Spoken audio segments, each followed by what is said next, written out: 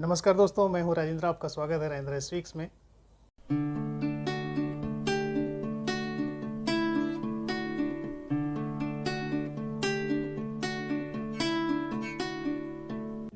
दोस्तों, आज के वीडियो में मैं आपके लिए लाया हूं कुछ बहुत दिलचस्प बातें चाणक्य नीति से। इन बातों को आप सब जानते होंगे, लेकिन मैं इसको डिटेल में बताने की कोशिश करूंगा आप सबको। तो मेरा ये वीडियो अंत तक पूरा देखिए और समझने की कोशिश कीजिए कि ये छोटी छोटी बातें जो हम जिंदगी में इग्नोर करते हैं या हम गलतियां करते हैं, इनसे कैसे हम कुछ चीज़ें सीख सकते हैं।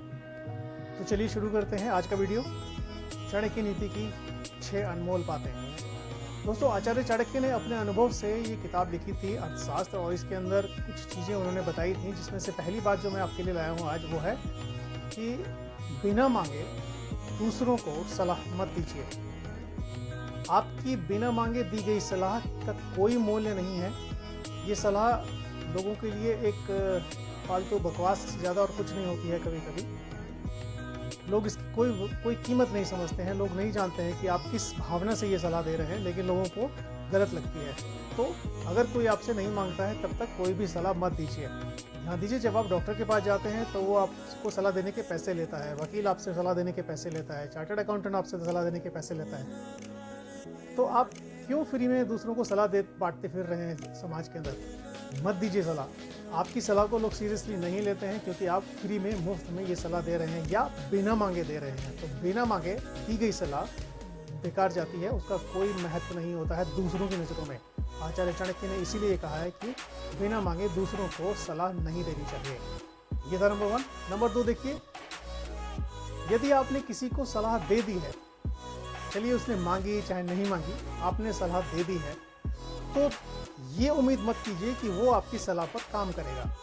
ये उम्मीद रखना कि मैंने उसको ये काम बताया और उसने ये नहीं किया, इसलिए उसका नुकसान हो गया या उसका भला हो गया।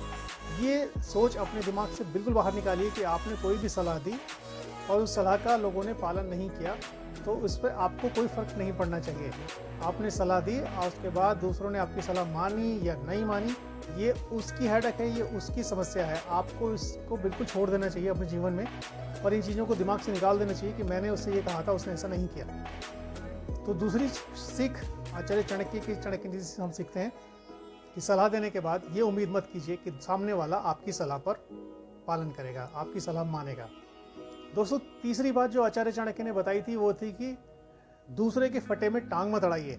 मतलब अगर दो लोगों का झगड़ा चल रहा है तो उसमें बीच में मत कूदिए, वरना उन दोनों का गुस्सा आपके ऊपर निकल जाएगा।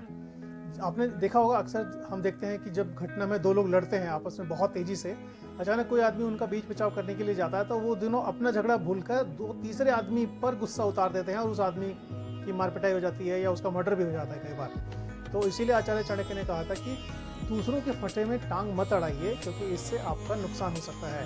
अगर आप बीच बचाव करना चाहते हैं तो दूर से बात कीजिए या पुलिस को फ़ोन कीजिए या बाकी दूसरे लोगों को आने दीजिए। अकेले मत भिड़िए दो लोगों के झगड़े में। दूसरों के फटे में टांग ना अड़ाएं, यह है चाणक्य नीति की शिक्षा 3। दोस्तों, आचार्य चाणक्य ने कहा था कि जो बीत चुका है उसके बारे में सोचना बंद कीजिए, क्योंकि जो बीत चुका है उसे आप बदल नहीं सकते हैं और उससे आपके आने वाले जीवन पे फर्क नहीं पड़ेगा। तो आप आने वाले जीवन को अच्छा बनाने के लिए उसके बारे में सोचिए कि आज क्या कर सकते हैं। जो बीत चुका है, जो हो चुका है, उसको दिमाग से बाहर निकालिए और पिछली गलती से सीखिए, और सीखने के बाद आने वाले जीवन में उन गलतियों को ना दोहराएं, ऐसी कोशिश कीजिए। तो जो बीत चुका है उसको भूल जाइए, उसके बारे में सोचना बंद कीजिए। किसी की प्रशंसा करनी हो तो दोस्तों सार्वजनिक रूप से करनी चाहिए। अगर किसी की तारीफ करनी है, किसी ने कोई बहुत अच्छा काम किया है, तो उसको सार्वजनिक रूप से उसकी प्रशंसा कीजिए, उसको तारीफ दीजिए, ताकि उसका सम्मान बढ़े समाज में, उसका मान बढ़े, उसके अंदर आत्मविश्वास बढ़े उस आदमी के अंदर। और अगर किसी कारण से किसी की आलोचना करनी है आपको, तो निजी तौर पर करनी चाहिए। उसको अकेले में ले आकर उसको समझाना चाहिए कि आपने ये गलत किया, आपको ऐसा नहीं करना चाहिए था।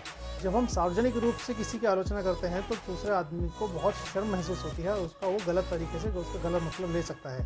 तो इसीलिए बाद में पता चला कि वो आपसे दुश्मनी करने बैठ जाए और आपका नुकसान करे। तो इसीलिए आचार्य चाणक्य ने कहा था कि किसी की प्रशंसा करो तो सार्वजनिक रूप से करो, और किसी की निंदा अगर करनी है तो वो निजी तौर पर अकेले में उससे करनी चाहिए। किसी की आलोचना करनी है तो उससे निजी तौर पर उसको अकेले में एकांत में लेकर उसकी आलोचना करनी चाहिए, और उसको समझाना चाहिए कि आपने ये गलत किया, ऐसा मत कीजिए। तो ये थी चाणक्य नीति की बात नंबर 5। और अब चलते हैं अगली पर। दोस्तों आचार्य चाणक्य ने ये भी कहा था कि गरीबों के बीच में अगर हमारे पास गरीब लोग हैं और हम उनके बीच में गए हैं किसी भी काम के लिए, तो ध्यान दीजिए कभी भी अपने धन और पैसे और अपनी संपदा की बात नहीं करनी चाहिए। गरीब लोगों के बीच में अपने धन का, अपने पैसे का, अपने रुतबे का बखान नहीं करना चाहिए। ये बहुत ही निंदनीय कार्य माना जाता है समाज में। इससे आप गरीब लोगों के अंदर हीन भावना पैदा करते हैं कि देखिए ये आदमी कितना पैसे वाला है और अपने पैसे को कितना दिखावा कर रहा है, कितना शो ऑफ कर रहा है। आपकी प्रतिष्ठा उससे कम होती है। तो ध्यान दीजिए, गरीबों के बीच में या कम पैसे वाले लोगों के बीच में अगर आप हैं तो कभी भी अपने धन संपदा के बारे में आप बात नहीं करेंगे। आप मत कीजिए। ऐसा करना आपकी प्रतिष्ठा को घात पहुंचाता है। आपकी जो प्रतिष्ठा है वो दूसरों की नज़रों में गिरती है, आपका सम्मान कम होता है। तो गरीबों के सामने अपने धन पैसे की बात नहीं करनी चाहिए। ये थी चाणक्य नीति की बात नंबर 6। दोस्तों चाणक्य नीति में आचार्य चाणक्य ने हमें जीवन की बहुत सार्थक चीज़ें सिखाई हैं। इसमें से 6 बातें मैं आज आपके लिए लाया। तो आज मैं ये वीडियो यहाँ ख़त्म करूँगा। तो मुझे बताइए मेरा ये वीडियो आपको कैसा लगा। मेरे वीडियो को लाइक कीजिए, शेयर कीजिए और मेरे चैनल को सब्सक्राइब कीजिए। आपसे अगले वीडियो में फिर मिलूँगा एक कहानी के साथ। तब तक के लिए नमस्कार।